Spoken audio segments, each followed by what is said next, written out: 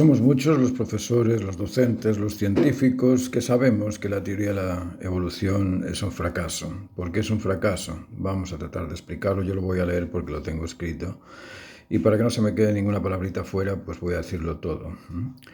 La falsa teoría de la evolución. Antes de responder a este postulado teórico, a la teoría de la evolución, se deben comprender las bases fundamentales de la estructura de la creación. Cuando comprendes las bases fundamentales de la estructura de la creación, puedes darte cuenta de cómo se transforman las cosas, cómo se crean las cosas, porque eso de la transformación espontánea es muy bonito decirlo, pero a ver cómo lo demuestras. Toda relación se basa en el atractivo.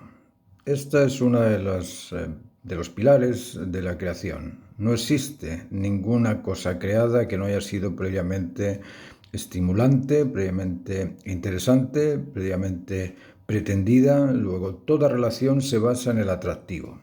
Crear es una relación entre una intención y algo intencionado, acorde con el principio de causa y efecto, principio de correlatividad, base fundamental de la ciencia. Es decir, este principio de que toda causa es a su efecto y que todo efecto es correspondiente a la causa, eso permite a la ciencia deducir, si no, no podrían, o inducir, si no, tampoco podrían. No se podría afirmar algo que es cierto si no existe la correlatividad, concordia o semejanza entre un criterio y un significado. Eso se debe al principio de correlatividad o de causa y efecto. Todo acto se debe a la razón que lo justifica necesario. Todo acto se debe a la razón que lo justifica necesario. Piensa en eso. Si todo acto contiene información de su identidad, de su integridad y de su dignidad, no es un acto casual, espontáneo o al azar. Es el producto resultante de una razón que justifica su existencia, su porqué y su para qué. Consecuentemente, la razón de ser justifica su necesidad originaria, y esa necesidad es la suma de intención, selección y poder. En todo acto producido existe una intención, selección y poder. Toda voluntad se motiva en la expectación a disfrutar un beneficio. Toda voluntad se motiva en la expectación a disfrutar de un beneficio. El beneficio derivado de la razón de ser por algo y para algo que necesita ser satisfecho es el estímulo que impulsa el proceso de consecución de lo necesario. Luego, la espontaneidad a la luz de los fundamentos de la creación no tiene sentido, no tiene ningún sentido. ¿Que hay muchos científicos que ignoran los fundamentos de la creación? Sí, claro, hay muchos. Pero ignorar una realidad no garantiza que la opinión de ese científico, por decirse, o por dedicarse, o por llamarse científico, por dedicarse a una determinada ciencia, sea la razón que justifica esa realidad, simplemente porque lo ha dicho alguien que tiene la profesión de ser científico. No todos los artistas son genios, por mucho que tú quieras decir que eres genio, el genio es uno. Toda relación se basa en el atractivo, dijimos. La creación o transformación se deriva de una relación entre dos. Una intención y lo intencionado, una selección y lo seleccionado, una motivación y lo motivado. ¿Dónde, cómo y cuándo opera en la creación la selección espontánea o al azar? ¿Cómo se selecciona espontáneamente? ¿Puedes explicarlo?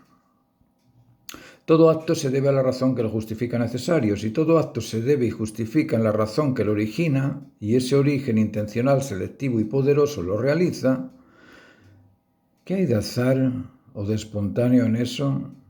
¿Puedes explicarlo?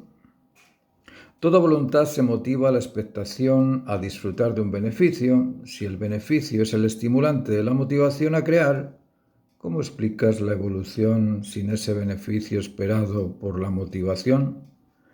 Estamos hablando de energías, aquí no estamos hablando solamente de actitudes humanas o actitudes creativas de un pintor o de un escultor. Estamos hablando de que la misma energía contiene esa dualidad. Si le quitas el campo electromagnético, ¿cómo unes los magnetos?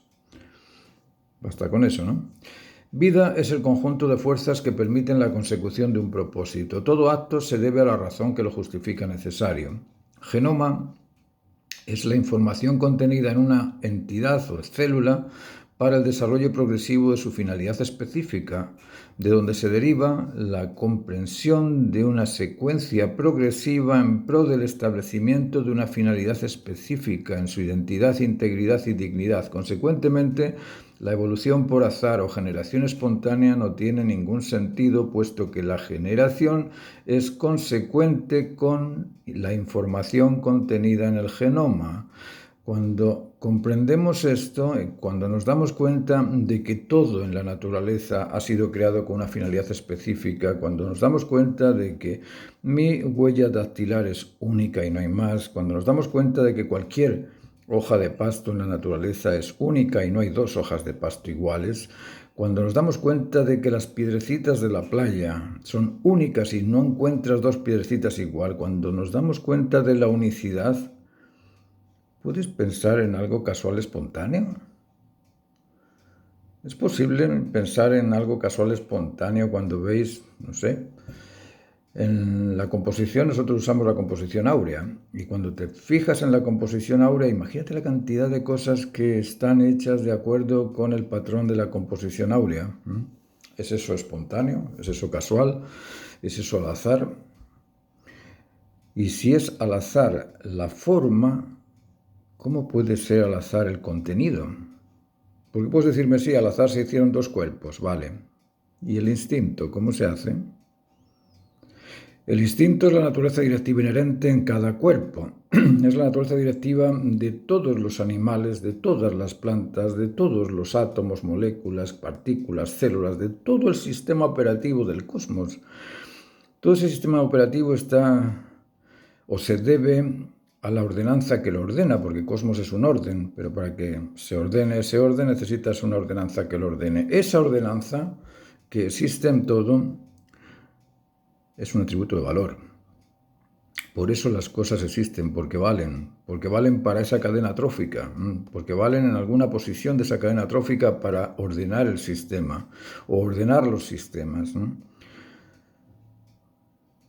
Luego, la teoría de la evolución es muy difícil de justificar, a no ser que idealices, claro, si te pones igual que los fanáticos que creen que sí, que hay alguien ahí sentado en las nubes, bueno, vale, sí, entonces bien, pero no me digas que eso es científico, no me digas que eso es demostrativo, no me digas que eso es razonable, porque razonable no tiene absolutamente nada. Sí, es racional, sí, hay mucha gente que lo defiende, también hay físicos, químicos, hay profesores, hay doctorados, hay mucha gente que lo defiende, igual que han defendido el calentamiento global, y ahora nos damos cuenta de que todo eso es pura semántica política.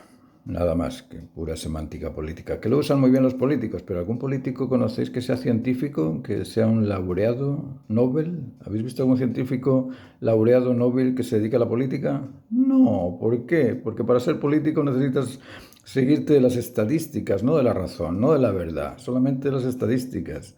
Y así no se hace el genio. El genio no se hace por estadísticas, se hace por el descubrimiento de la sabiduría.